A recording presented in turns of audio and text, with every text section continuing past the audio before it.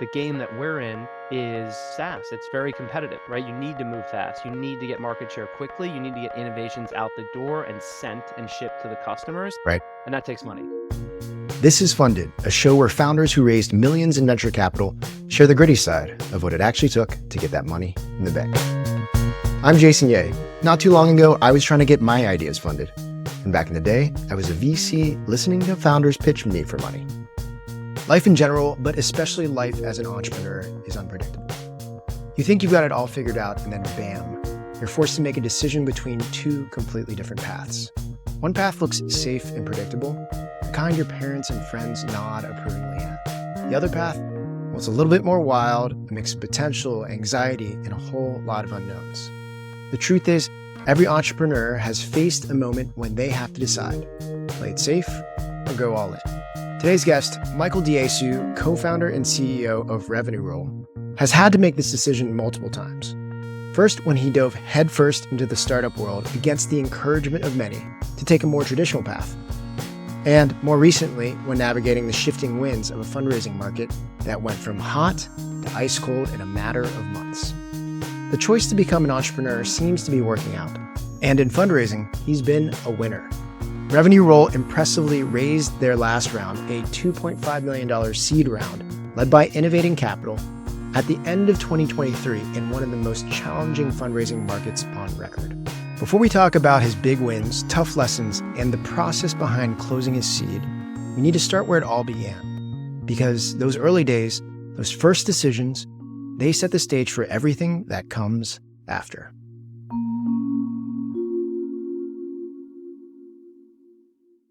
Yeah. As a kid, I remember being like super competitive still at a young age, whether that was school or sports.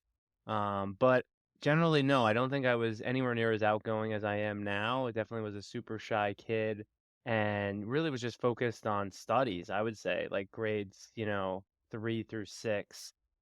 Just super focused on just getting hundreds on all of my tests. And like, I remember coming home with like a 95 once, and my dad was like, "Why didn't you get 100?" And that's like when it like my brain at third grade, what is that, like age 8 or 9, was like, "Oh, got it. Yeah, perfectionism. That's good." Yeah, the crazy So thing, Michael, is that you don't look Asian at all.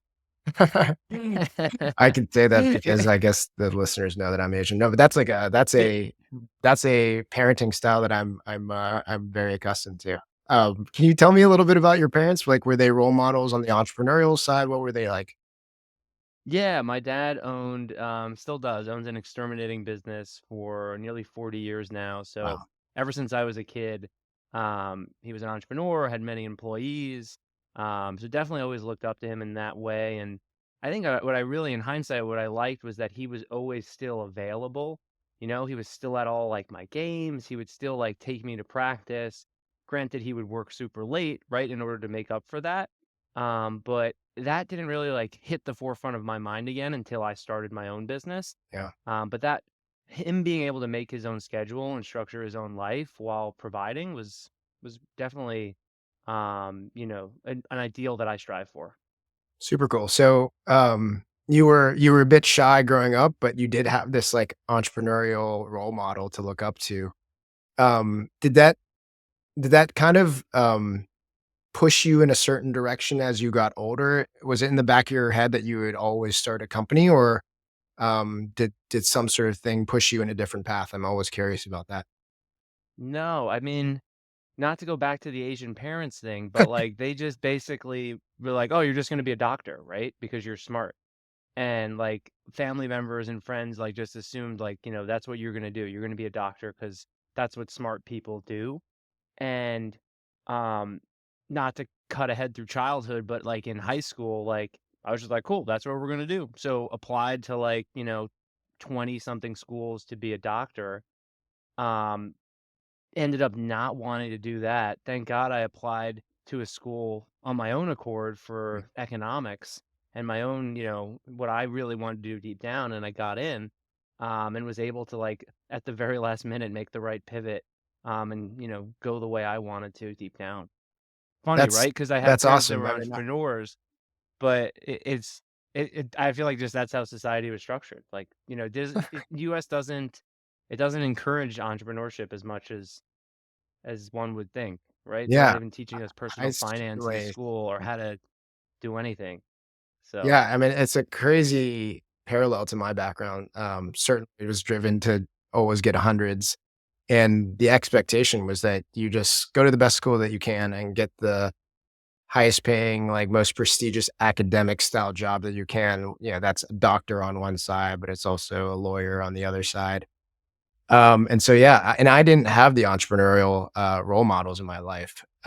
So the fact that you, even with that role model, were sort of driven down this one path was is fascinating.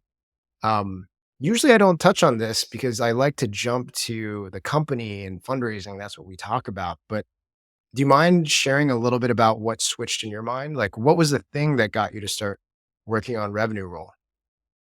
yeah, well, I think there's a couple steps in between, right? So I went to NYU and realized I wanted to be in business and I wanted to, go out into corporate America, which was a little different than what I had originally thought earlier in life.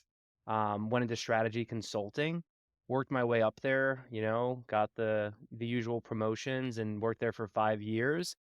But that whole time I was kind of frustrated and like deep down, I think like a little like angry that I wasn't working for myself and like I didn't really want to work for anybody else anymore. Like I knew that like the last couple years.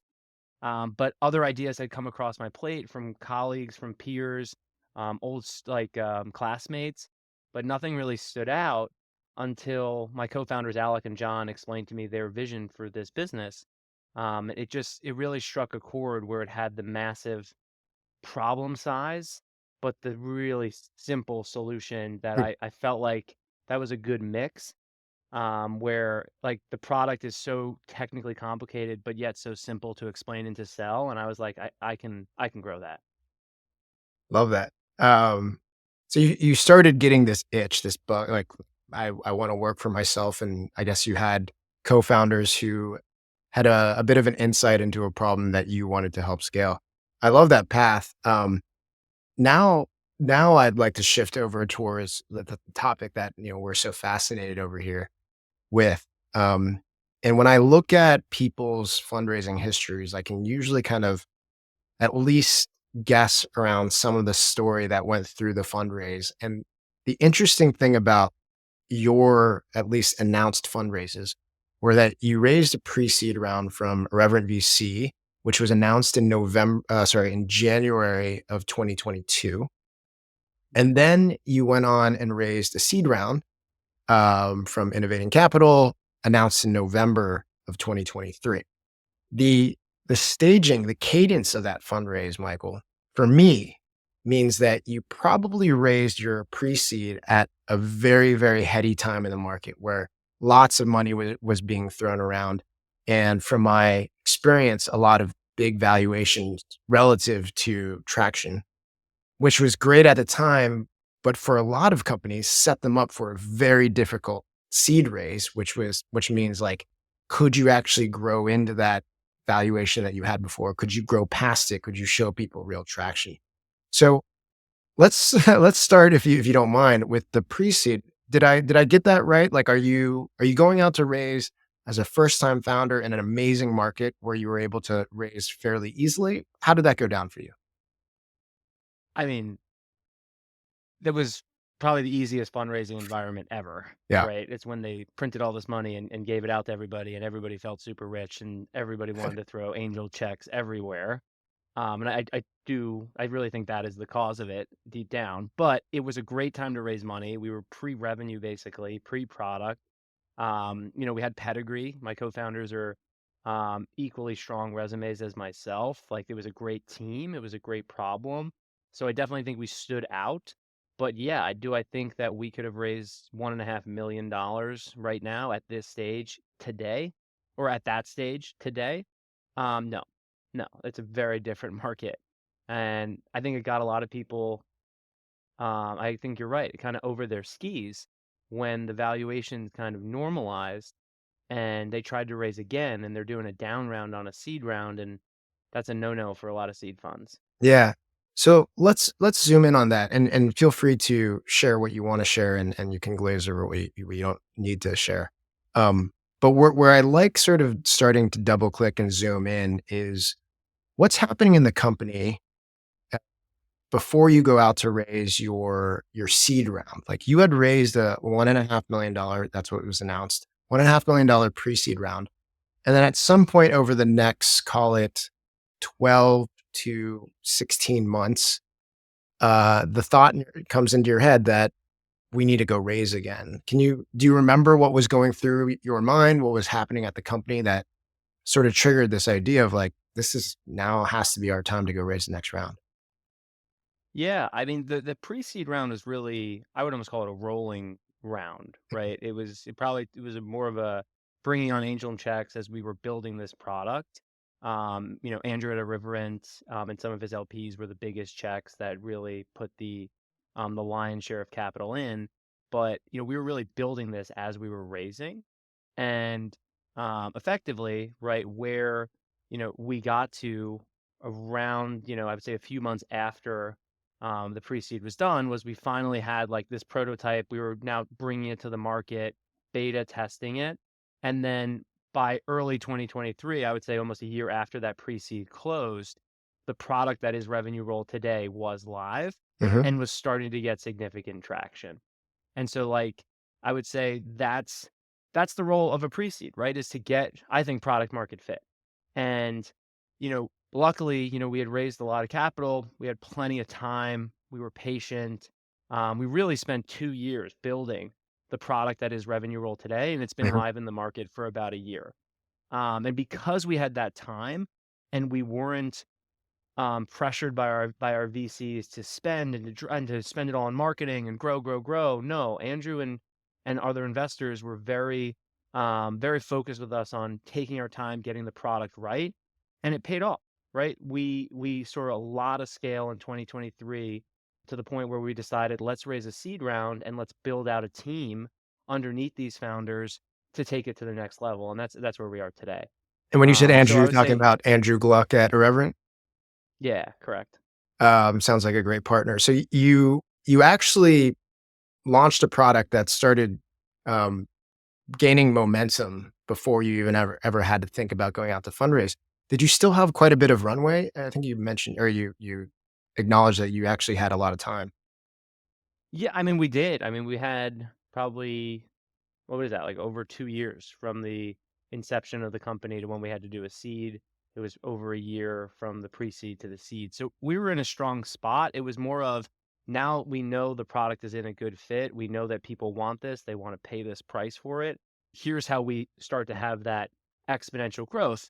And in order to do that, your burn rate is going to multiply, right? Love it. And that's when you need to bring on capital, or you don't have to. You don't have to go the VC route. You can just steadily plug along. But the game that we're in is, SaaS. It's very competitive, right? You need to move fast. You need to get market share quickly. You need to get innovations out the door and sent and shipped to the customers, Right. and that takes money. Right. So And that's, yeah, this was an offensive move. It wasn't like a defensive or running out of capital. You saw the right things lining up, which is amazing, right? That's the the common wisdom is, raise when you don't need to raise. That's when fundraisers are the easiest.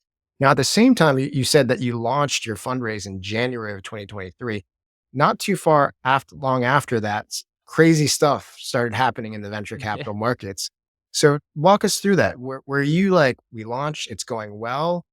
So then you're like, let's start fundraising? Or how does it line up with obviously the crash of SVB and sort of the waves that get sent through the market? I always love to see founders strategically thinking about why they want to raise and what they have to show so far to prove they can put that capital to good use. While raising his $1.5 million pre-seed round, Michael and his team were able to validate the problem and the market demand. By growing from that starting point, they moved into an amazing position to raise their seed. When we come back, get your notebook out because Michael gives us the details behind his fundraising process that allowed him to close $2.5 million in his subsequent seed round. Like many of you, my last venture-backed startup was a SaaS business. In that company early on, we had the opportunity to sell into a large enterprise, but ran into some walls when they asked us if we were SOC 2 certified. Not only were we not certified, we also found out that it would take our small team a ton of time to get that done, and so we ended up abandoning the deal. If you haven't run into a situation like that where a potential customer or investor is asking if you're SOC 2, HIPAA, GDPR, or ISO 27001 certified, you probably will soon. But unlike me, you could use a company called Vanta to help. Vanta helps automate up to 90% of the compliance work, getting you audit ready in weeks rather than months, and eliminating up to 85% of the costs. Not only that, but Vanta can start small with you and scale up as you grow, helping you land bigger deals and earn customer trust. The best part is, Vanta is offering funded listeners $1,000 off for going to vanta.com/funded. That's VANTA.com/funded for $1,000 off your service. Check it out. It definitely, paused it, I would say. So as you mentioned, like we were raising when we didn't need it. So once the product was getting initial traction, we were having, as they say in the industry, the coffee chats, right? Meeting people. We're not raising yet, but we want to meet people and see like who's interested when we do. And I would say like the first half of the year was a ghost town, Yeah. right? Like so deals were not getting done, and thankfully we weren't too rushed. And it would have been a different if we had to raise a pre-seed round today. Like if you took the whole life cycle of RevenueRoll and pushed it 2 years ahead, right? Um, we probably wouldn't have been able to raise 1.5. So it would have been a different situation for the company, and for that, I think we're very blessed. Awesome. So it sounds like because you were able to build up momentum, do the coffee chats, and the company was executing, right? Revenue's growing. People are excited about what's happening. The fundraise ends up probably going better than a lot of people's fundraisers in 2023. Um, how long, but like even then, it couldn't have been super easy. From your very first conversations to close, how long did that actually end up taking you guys? I met Anthony Georgiades from Innovating Capital in early January 2023 for like a coffee chat. Like, hey, like, let's get to know each other. We had mutual friends through my time at Accenture. And then I didn't hear from him with Silicon Valley Bank, right? Everybody was so worried, so didn't really talk to him for a few months. And then when everybody started coming up for air, we resumed the conversation. So kind of just paused the whole cycle, I would say, for 3 to 6 months. Oh, wow. Very cool. Um, so along the way, like you had a very, you raised at one of the best times in your pre-seed round. Seed round, a lot was going great in your company. Market, maybe not so much. I wonder if any really difficult stories come to mind in this second fundraise. Like, were there any challenging experiences that were particularly hard for you, or like, I don't know, like sort of cut you deep? Anything that you remember? Nothing, I think it's just the usual thing with VC funds, and I have a lot of friends at VC funds, but they they never actually tell you why they say no. Right. They're just trying to keep the door open always, because if Sequoia jumps in tomorrow, they want in, right? But but they have a list of reasons why it's probably not for them, and oftentimes it's not the company, it's like the dynamics of the fund and things they can invest in and what, their mandates are, from my experience. Um, but I think that generally VC is like a who's in a deal type of situation, right? So for me, like as I think about like my Series A, I probably won't have conversations with anyone unless I know they've been leading rounds Mhm. for like the past 12 to 18 months. I think in hindsight we wasted a lot of time with folks that were not serious lead checks, right? They were more of kind of follow-ons, which is totally fine. Like there's Yeah. a complete business in that. Yeah. But this go around, like again, not doing it anytime soon, but you always have to be fundraising when you don't need it. Yeah. So as we go through the coffee chats again, um, I'm only talking to people that I know have made like investments in my industry recently, Yep. because our time is too valuable, right? Especially with this growing business and the traction we have. So I would say just general to answer your question, there was a lot of wasted meetings on non-serious investors. Yeah. When And then the flip side of like annoying wasting time, like negative memories. Do you remember when you got the message from I don't know if it was Anthony or whoever at Innovating Capital that they wanted to give you a term sheet that they would be leading the round? Do you remember when that happened? Yeah, I was sitting at this desk working pretty late, and Anthony works late too, and I think it was pretty late in the evening, probably after 11 p.m. when Yeah. he called me and we hashed out, the final things. What were the feelings like? Was that something that felt like it would never happen? Were you just like finally like let's move on? What were the feelings knowing that over $2 million was going to come into the account and you'd be able to pour fuel on the fire? Yeah, it definitely you felt very relieved, right? Especially after like it was a 6 month, process talking to a lot of people. I felt like, I enabled our team to keep building a great product Yeah. by getting this done. Um, at the same time, right? It never really ends in VC land. So like, I think it's actually that's just a third to 50% of a CEO's job, Yeah. right? Is fundraising, and the other half is hiring, and the remainder is strategic initiative settings. So I think that was a lesson to be learned. It's like, great, you just raised your seed. Now calibrate your business to do a Series A, Yeah. right? Like, so I don't know. I don't really think I felt too long of a moment of relief or euphoria. It was a great couple days, and then it was back to work. That makes a lot of sense.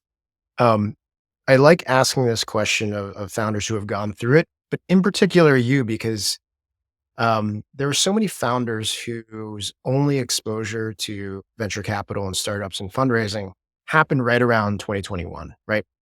And because of that, their baseline of what to expect was set in a very, very sort of mismatched time in terms of the market to what we are today.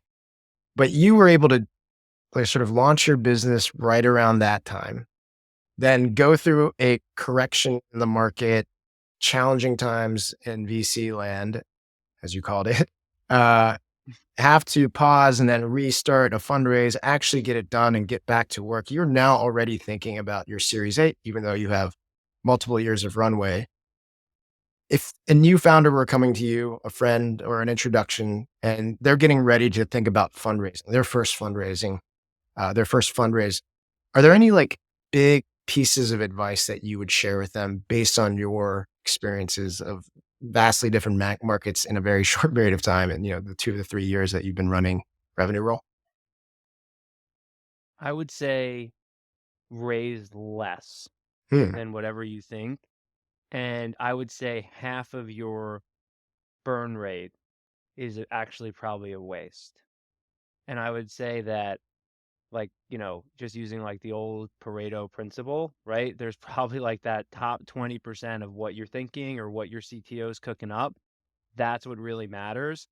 And I think because at a young age of the company, there was 7 figures in a bank account, we felt like we could try a lot of things, especially because our investors encouraged us to focus on product. But I think raising less forces you to think like on 1 to 2 tops 3 things. And so if you can be disciplined, if you can do it with a small team, um, raise less, but from the right investors so that if you need, you can always go back for more, but you don't, take on too much and feel like you have to do more. When I Yeah. think focusing is the key to any startup success. I mean, I think you got very lucky that you only took on $1.5 million for that pre-seed because people that have been overcapitalized at the pre-seed level, I think they do the exact opposite of what you're advising, which is like, we have all this capital, like, I guess we got to deploy it. And then, it kind of throws things in crazy directions. Great advice. Um, I always like kind of ending conversations, trying to tease out something fun from the business that our founders run. You run RevenueRoll, you help e-commerce brands convert bounced users into more revenue. Uh, how many different businesses are you working with at this point? We have over 100. Wow. Are there any like funny businesses or like interesting types of businesses that you help that you can talk about? We might not use this, but like if there are funny types of revenue that you help recover, we've heard crazy stories of businesses that our founders have come on talk to us about, and so just curious if you guys have done anything that we would laugh at. Yeah, I mean, most of my clients are Shopify, e-commerce stores, right? I work with a lot of like the big brands in the space, like Caraway and like Right. Lalo. So, they all have super strong, loyal customer bases. I would say like that's what's been, I think, most impressive, like what we've seen. It's not really funny. I don't know if I have a funny Right. story for you. I can think a little bit more, but the amount of like loyal subscribers that these folks have. Like I think that I read something the other day that I thought was really powerful. What is the value of a brand? And I think the value of a brand is if they turned off all outbound marketing today, what would they have left? Mm, And I thought that was, I think it was the founder of Chubby's who said that. And and I think that's so true. And I think that the best brands, SaaS companies included, like I think that's a good measure. Like if you stop putting your name out there, would people come knocking on your door? And I think these brands that I work with are incredible at that. They're just household names within a year or two, and that's something that we aspire to and we try to learn from. love that. Well, Michael, I really appreciate your time sharing how you've sort of navigated the fundraising waters at RevenueRoll. We'll be excited to see what you guys do for your Series A. And last thing, you're in Miami. Are you from Miami? I'm from New York, You are but from. I'm part of that great migration down to Miami. I have many friends who have done that. The community in Miami is pretty interesting. A lot of good new founders. Are there any that have come across your radar that you wanna put out there that we should be following for our next set of interviews in sort of 2024, 2025? We've actually had this happen twice now where an early guest says, like, one of my favorite founders is blah, and then 2 years later, we've interviewed them. Anyone come to mind? It has to be SaaS or can it Me, be? anything. Could be just like a founder that you know is getting started that you're like, I have an eye on this person. I think he or she is gonna be great." Yeah, so a recent friend down here, his name's Gabe Loftus. He used to work at Meta. He is building a really cool direct mail platform, which sounds like boring, like sending marketing via postcards, but he has a really cool automated, like clear incremental way that they're building it. And he's down here in Miami with me. We play tennis, well, a version of tennis called padel, But, on the weekends. And, it's always exciting to hear what he's up to and how quickly they're growing. So hopefully you'll have him on here soon. love it. We'll keep tabs on him and obviously keep tabs on you and Revenue Roll. But thanks so much for joining us. This is a great conversation, Michael. Thanks for having me. All right. That was my episode with Michael Diesu, co-founder and CEO of RevenueRoll, helping companies scale revenue with the most accurate retargeting technology in the market. I hope Michael's ability to raise during both an easy and terrible fundraising market gives you the inspiration you need to start prepping for your fundraise today and get funded. When we come back, we'll see what my producer Paige had to say about the conversation we just had. If you're a crazy busy entrepreneur like me, I know one thing's certain: you have too much to do. Of course, you'd love to hire someone else to help, but I bet you think you can't afford it. It turns out you can, especially if you use a recruiting firm called Agent, like I have in recruiting my last 4 team members. Agent specializes in recruiting overseas talent. Now, I know what you're thinking, not another virtual assistant hiring agency. Yes, they can help you hire assistants, but they can also help you hire skilled talent like marketers, designers, and even engineers at a fraction of the cost. Now, if you're looking to add more leverage to your team, check out fundedpod.com/agent. That's AGENT to add your next team member. You can thank me later. Hi, Jason. Hey, Paige, how are you? Good. I finally am able to go outside during all points of the day, and I'm enjoying it. And who like ever says they get excited when it's cloudy out? But this whole week's been cloudy, and I've been loving it so much. It feels like summer in Buffalo. I was going to say we should make sure that we give a little of a backstory of born and raised in Buffalo, New York, went to college in Buffalo, and now you live in Austin, Texas. Very different climate, huh? Very different climate. My memories of my last visit to Austin in the summer was so hot that the doorknobs Mhm. were too hot to hold. Like you literally had to like get your t-shirt up and grab the doorknob. So it's quite a Even change. cars get sunburned here. It's a thing. Crazy. But that is not today's topic of discussion. That will be for another time. Today's topic of discussion is Michael, and he's the CEO and co-founder of RevenueRoll. And I really liked the two things that we tackled or that you tackled in this episode, which were his pre-seed and his seed. And if everyone was listening properly, they heard how big his pre-seed was, which was $1.5 million in 2022. And I just wanted to pause on that for a second and ask you, first off, I know pre-seed is a relatively new round. And I'm curious to know if like you have an estimate of when we first saw like what is defined now as a pre-seed round. And then I have a following question. Yeah, I'm more specific about this in some of my writing, but I do remember it coming on the scene. I would guess it was something like Okay. 2018 to 19 when it started becoming more popular. I remember, I just remember people then making up terms, and they would call it a mango seed. A mango seed is like a really big seed. And then people came up with terms like, oh, let's go before that and let's go to something that's before the seed and pre-seed. So it's really not that old. Like I said, it's probably 6-ish years old. And some people might say, no, no, no, we were doing things like that before then, but I don't think it became popular as a term, nor did it become popular as like a category for specific firms to focus on until the like 2019, 2020 run up. That's really interesting. I have another question, but one just came up. Is it then relatively new that there are firms or like venture capital firms that are dedicated to being pre-seed funds?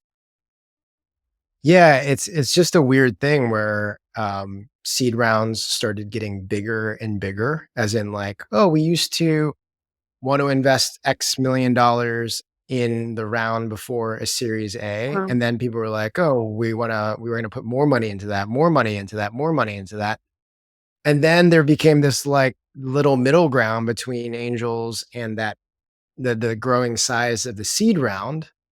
And people were like, well, we should focus on that. And then it became like, well, we'll go a little bit earlier, we'll go with less traction, and we want to be those firms to like catch it early. Um, and like so, in a sense, it has been pretty recent that there are firms focused on Mhm. that. But there's always kind of this cycle of firms starting at one place and then wanting raising more money for their own funds and then realizing that they need to deploy more capital, as in put in more money to work per deal. And so you see them saying like, initially we would write $1 million checks, and then they're like, well, 1.5, then 2, and then 3, and then they start like essentially going to companies that have a little bit more traction or further along to put more money in, which creates this like void of funds that will actually back companies in that Yeah, space. And so it's actually a cycle that you see happen. that's interesting. I was mainly asking these things because I was curious to know, I guess, during the crazy time of like 2021 to 2022, this pre-seed rounds seem to like have gotten really big and kind of mimicked what you would usually see in seed rounds.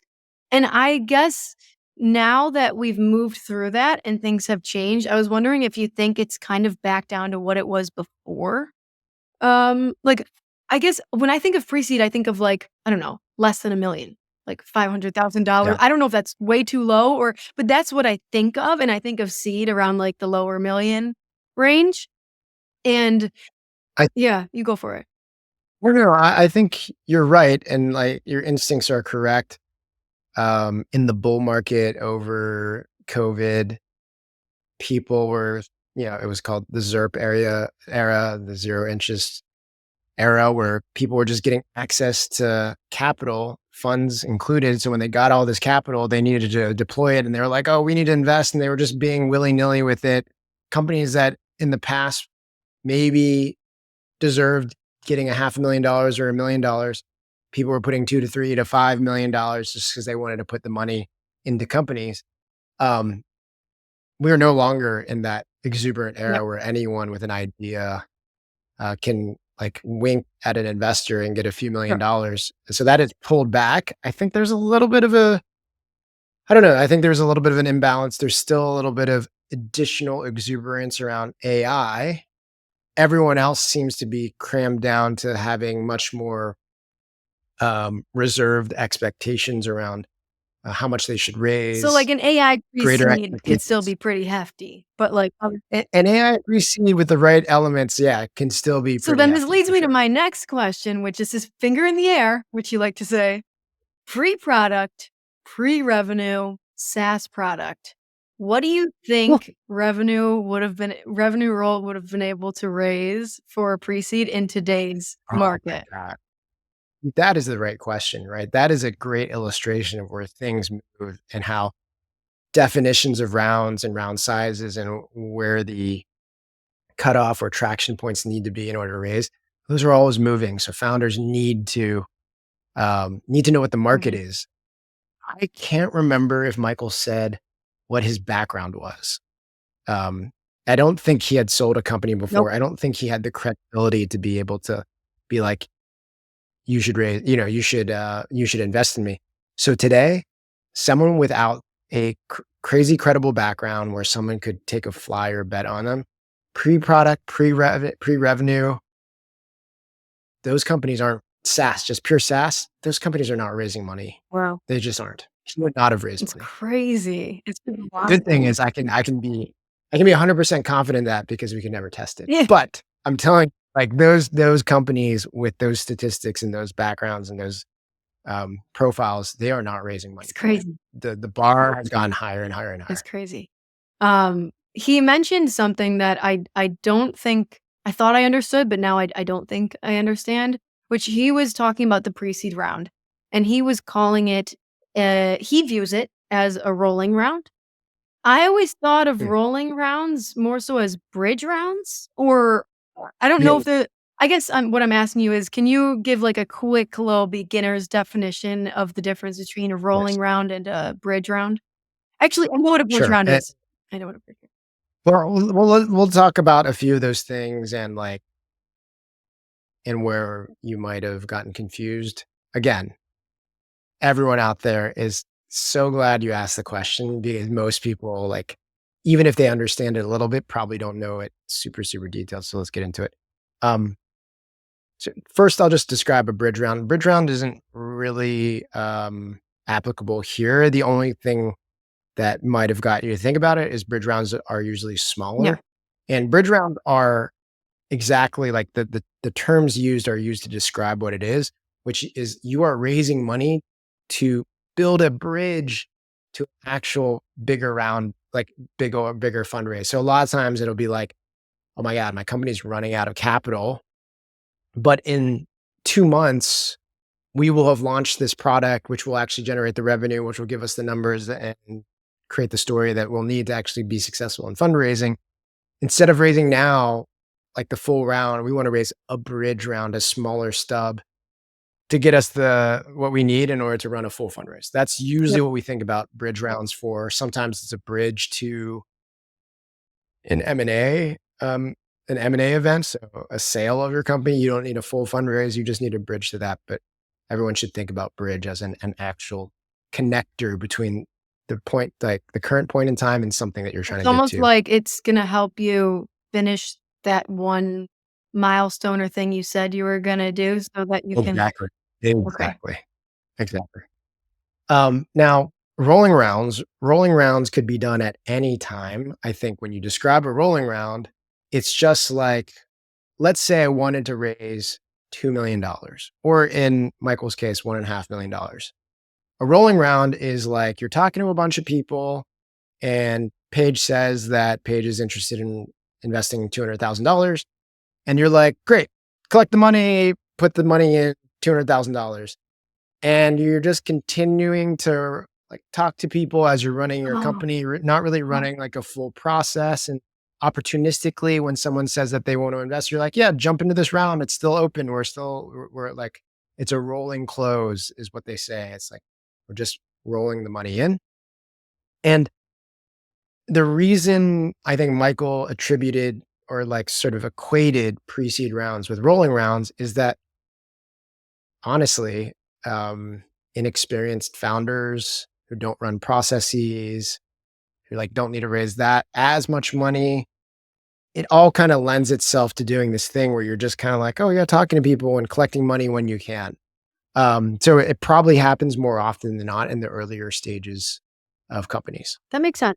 It's not an approach I would, as you know, advise people to run, but But it seems like it's you more kind of rely common, on like he said, with pre-seeds because there is, it.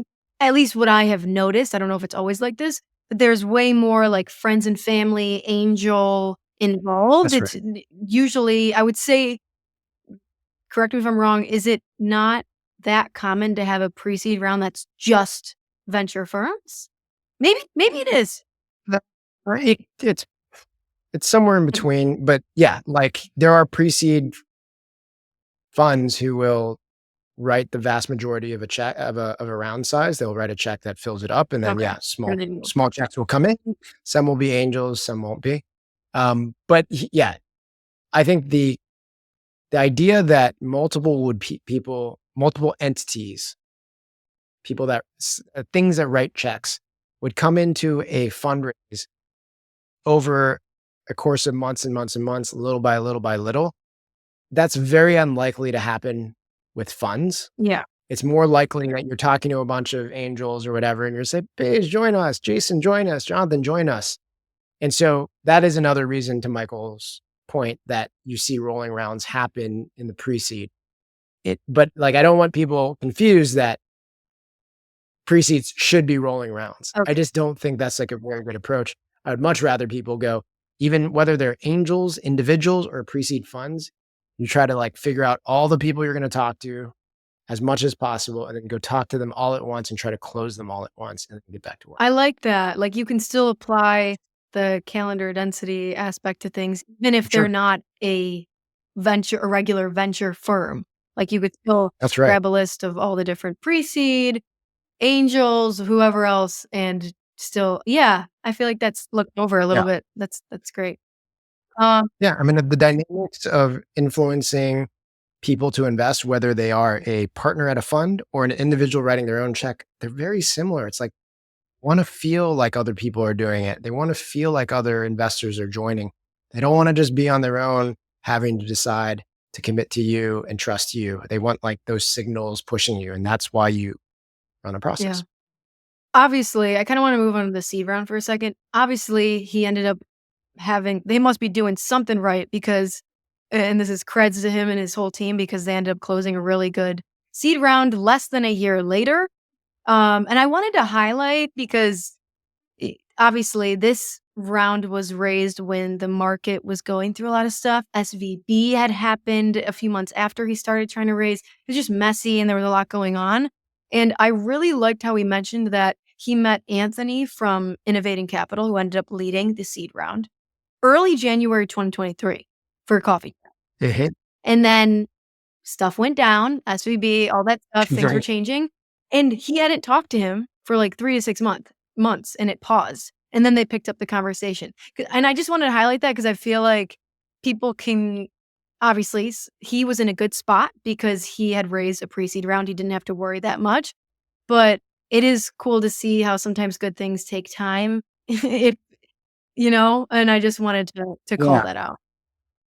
Yeah. I mean, I think his story highlights a few things that I try to get founders to more deeply understand. One of them is how much investors like feeling like they caught a deal. And in this case, this is like catching a deal is Anthony met Michael early and he like has a good meeting with Michael. Michael's doing something interesting. Um, the company's building revenue, and he's like, well, I met this great founder early on, so most other investors are not like clamoring to get to him yet. He also has a data point early on. It's another thing that founders should realize is that investors like seeing the progress, like knowing that the progress is real. And Anthony could tell if the progress is real because he met him in January and then 3 to 6 months later reconnected and could connect the dots from what he saw previously to what it had grown to. And all those things are what relationship building is all about. And, you know, it's it's important to call out that some people do that over the course of a long career, having done other things and meeting investors along the way till when they finally go out and raise capital, there's kind of like a big body of work to reflect back on and influence the reason you want to invest in a founder. And then others like do it in a more compressed period of time because they have to like get their network running and building. And I probably like Michael and Anthony is a example of the latter of like, okay, well, I raised my pre-seed round, but I know I'm going to have to raise more money. So you're meeting investors along the way and building relationships so that when he actually decides to go out, there is connective tissue within the investor community so that he can actually stimulate a really, really good raise, which he was able to do alongside great numbers, of I love course. that. Yeah. Last thing I wanted to tiptoe around is he mentioned that moving forward, he would like to only talk to funds that have led rounds in the last 12 to 18 months or who are like basically currently investing in the space.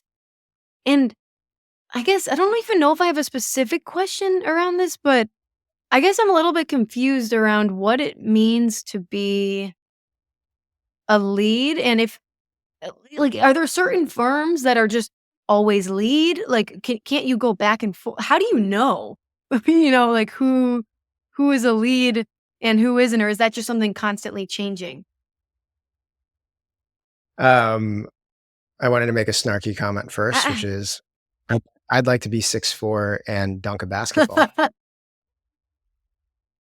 Yeah. No, that's a little bit of an aggressive of a comment. My point is that if I think when you're a founder who raises capital in one way and feels like they wasted time talking to investors that never would have invested or never would have led your deal, your next comment is, or like maybe, and one of his comments is like that have led around in the last 12 to 18 months. He specifically must have talked to a fund that led deals, but was actually like going out of market or like stopping investing. And so essentially he has scar tissue. He's like scarred from that experience. So in the future, he would like to only talk to investors who lead deals and specifically have led deals in the last 12 to 18 months. Yeah, we all want some of these perfect scenarios, but the first thing I'll say is like it's pretty hard to be that dialed in, especially at the earliest stages. So when you're talking to investors, when you're running a process, I think you have to bake in some expectations that, look, you're running a process, you're trying to talk to as many good funds as possible, but sometimes you miss.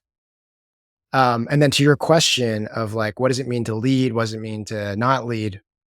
So there are some funds whose strategy um, relies on them being lead. okay. And by being a lead investor, that means like you always have the biggest check size in the round, usually. And their strategy probably has something to do with um, having some sort of influence or control in the company. They feel like, and a lot of funds are like that. They feel like they want a seat at the table. They they want to care about every investment they do. They never want to be like a small checking around and not really care. Okay. And so their strategy is that they always lead. There are some funds that are like, we would like to lead, mostly like to lead. But if we can't lead and we can still get a decent enough chunk of the company or a decent enough sized check into the company, then we don't have to lead. So to your point, yes, some funds will do both. And then there certainly are funds who never lead. Their whole strategy is just to wait until they see a fundraise coming together and a credible firm deciding that Page is a really great investment. I'm going to go lead the round. And those funds will like hustle up and try to be like, But I'm oh, let me in, let me guessing in. they let me-" never say that directly or Well, no, actually, no, a lot of them okay, do. I then I mean, guess that's one yeah, way you could avoid. You could find those, but yeah. So, what to your credit, or that question is accurate. None of the websites say yeah, that. okay. None of That's the what I websites thought. say, "By the way, we don't Yeah. lead," or it's because you're right. Though they kind of want to make contact with founders. They want to at least make contact and like make the connection, hear a little bit about them. And then when they find out, when they ask the question, like, how do you invest? We're like, well, we don't lead, we wait for a great lead to get Yeah. in place. Then the founder's like, oh God, like that's so Yeah. annoying. Okay, this might be a really silly question because I don't know, you just wait till you hear it. But I always get confused when people say that they're looking for funds that have invested recently. Because in my mind, maybe I'm just thinking about smaller funds. But I'm like, if they invested recently, doesn't that mean they have less of their fund left to potentially? Or am I so off Y- with that? I don't know why my mind No, no, goes to that. you're right. And that it could be the case that if they invested recently, they've used up all their capital. But I think when people say that, they are more defending against funds that like the fund exists, but they haven't really raised, Mhm. they've already deployed all their capital. So there's this idea of reserves versus primary checks. So like, let's say a $100 million fund.